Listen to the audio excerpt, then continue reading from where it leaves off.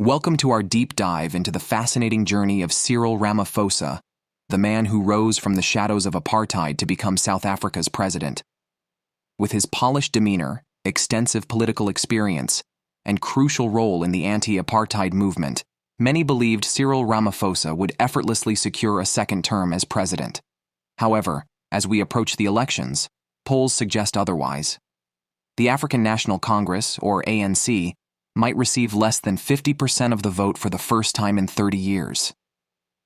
Ramaphosa's first term has faced significant challenges: persistent unemployment, economic disparities, frequent power outages, and allegations of corruption. Not the legacy one might expect from a man who has long dreamed of leading South Africa. Born in Johannesburg in 1952, Cyril Ramaphosa grew up under the oppressive apartheid regime. His family was forcibly relocated to Soweto, a common fate for millions of black South Africans. Even as a young student, Ramaphosa was a force to be reckoned with. He challenged his teachers, showing early signs of the leadership that would define his career. At university, Ramaphosa joined the Black Consciousness movement, an involvement that led to his imprisonment in solitary confinement on 2 occasions. But this did not deter him. In the 1980s, he led the National Union of Mineworkers, orchestrating one of the largest strikes in South African history. Ramaphosa was also a key player in the negotiations to end apartheid, working closely with Nelson Mandela. Despite his aspirations, he was passed over for the role of deputy president when Mandela took office. Instead, Thabo Mbeki was chosen. Disillusioned, Ramaphosa shifted his focus to business, amassing a fortune with stakes in various sectors, including telecoms, media, and even fast food. This included him being an owner of McDonald's South Africa, chair of the board for MTN, member of the board for Lon Min, and founder of the Shanduka Group. By 2015, he was one of South Africa's wealthiest politicians, with a net worth of approximately $450 million. However, his business career was marred by the Marikana massacre in 2012, where 34 miners were killed by police.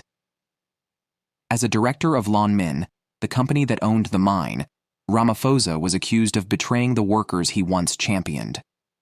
The incident left a lasting stain on his reputation, even though a judge-led inquiry later cleared him of direct involvement in the killings.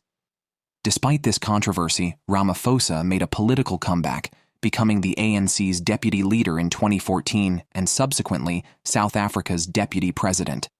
He positioned himself as the anti-corruption candidate, a stark contrast to his predecessor, Jacob Zuma.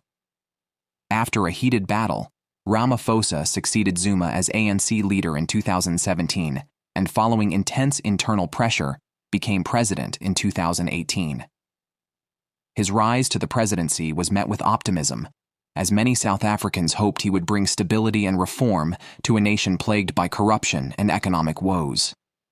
His presidency has been turbulent, from the Fala Fala farm scandal, where a large sum of money was stolen from his property, to ongoing economic issues and power crises. Ramaphosa's tenure has not been smooth. Yet many see him as a stabilizing force, inheriting a country in turmoil. In 2018, Ramaphosa addressed Parliament, emphasizing his commitment to fighting corruption and revitalizing the economy. However, his anti-corruption drive was soon undermined by a series of scandals. In one instance, he had to apologize for mistakenly claiming he hadn't received campaign donations from a controversial local company. This admission cast doubt on his integrity and weakened his stance against corruption. In 2022, a long-awaited inquiry revealed the extent of the looting of state resources during Zuma's presidency.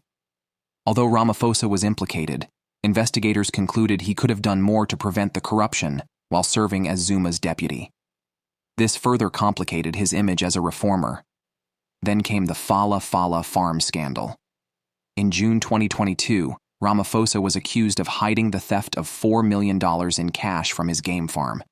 He denied any wrongdoing, claiming the stolen amount was actually $580,000, earned from selling buffalo. An independent panel cast doubt on the legitimacy of this sale, leading to calls for his resignation. However, Ramaphosa weathered the storm, maintaining his position with the backing of ANC leaders. Despite these scandals, Ramaphosa's leadership has had its positive moments. He has been a steady, if not spectacular, president, focusing on repairing the damage done by previous administrations. Political analyst Richard Calland describes him as the best available leader, despite his weaknesses. As South Africa heads into the next election, Cyril Ramaphosa's legacy hangs in the balance. Will he secure a second term and continue his quest to transform the nation? Or will his first term's challenges overshadow his decades of dedication and service? Only time will tell. As of publishing this video, his current worth is not known, but we know it has grown from his $450 million net worth back in 2015. Just as a last thought, think deeply about who to vote for. Does the ANC deserve your vote? Thanks for watching. Don't forget to like, subscribe, and hit the bell icon for more in-depth political profiles.